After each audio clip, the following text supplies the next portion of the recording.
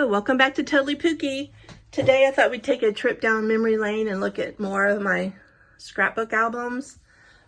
This first one is a creative memory album. I don't even remember what this was called. But when I stopped selling creative memories, they were really getting into more digital things, and they even had a digital program I think you could put on your computer. And they came out with this line of products that was for people who really weren't into traditional scrapbooking, and they just wanted something that they could slide their pictures into and put an album together quickly. And I had this one, and I only did a few pages in it, but I wanted to show it to you. I'll probably end up taking these pictures out, putting them in another album since I didn't use very much of it, and then I may use this whole album for like some vacation photos or something like that. But you couldn't add to these albums. They were sewn in. They're very well made. But, you know, you were limited to what came with it is what you could use. You couldn't add to it or take away from it. And these pictures, we printed ourselves on our printer at home. And they recommended that, you know, you leave one of your pockets for your journaling. And I even did my journaling on my computer and printed it. And that gave you a place to even decorate and get a little bit creative if you still wanted to do that.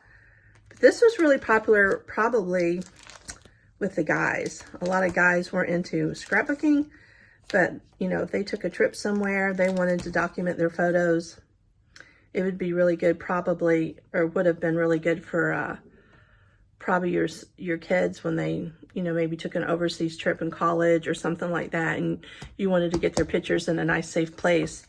And it was very well made. And I think I have a few more of these in different configurations. And then these albums are by Kathy Davis by Color Block. And I don't know if I bought these or these were gifted to me, because once the family found out I was into scrapbooking, oh, we know what to get her for Christmas, or we know what to get her for her birthday. And I wasn't exclusively using creative memories at the time. So I used everything I had. And I enjoyed going to scrapbooking stores, still do, though there aren't very many of them anymore. We have a big one over in Pigeon Forge, which is probably would take me about an hour to get there. We have one downtown in Knoxville, Scrapping in the City, and she does crops and things like that. But you can still buy these things in Hobby Lobby and Michael's and places like that. But these albums are what they call post-bound, and they are a lot harder, in my opinion, to take apart and add to. And I generally would just use whatever came in them, and that was it. I didn't take them apart.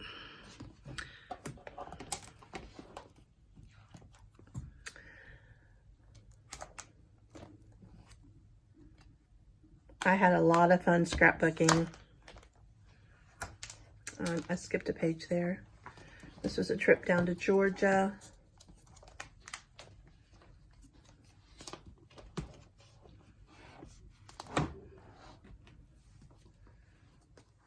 I know you can't see everything, but I'm just trying to give you an idea of what my scrapbooks look like in 2000. And it will be interesting to compare them to today. But everything I used was archival quality, lignin-free. I had learned that from the very first Creative Memories class I went to, that I knew you just don't slap anything in your scrapbooks like they did back in the day, because you wanted everything to be preserved. And they have. These are 20 years old, and they're in great shape. So here's another one of those post-bound, and it's kind of loose, and don't like it. But the vinyl is really good.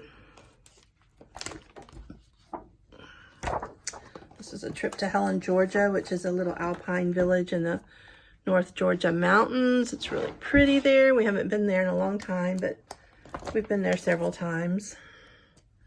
There's a fella playing a zither. And the little cute little stores.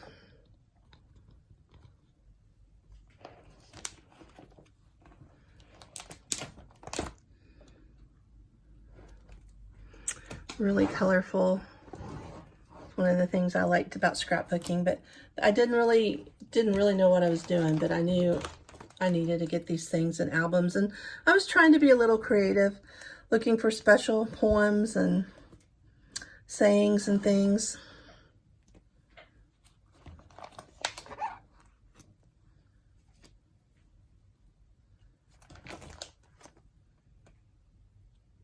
Here she fell asleep eating her food.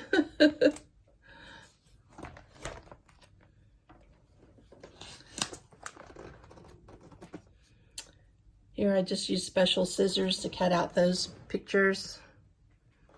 No border, no anything. Oh, we used to love to go to Borders bookstore all the time. It's closed now. Our Books A Million is closing. All we have left in a nearby large town is Barnes and Noble.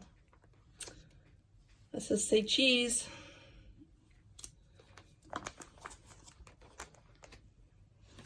Future computer geek that she is. She's better at all this technological stuff than we are. These were letters, and I just left them in the blocks.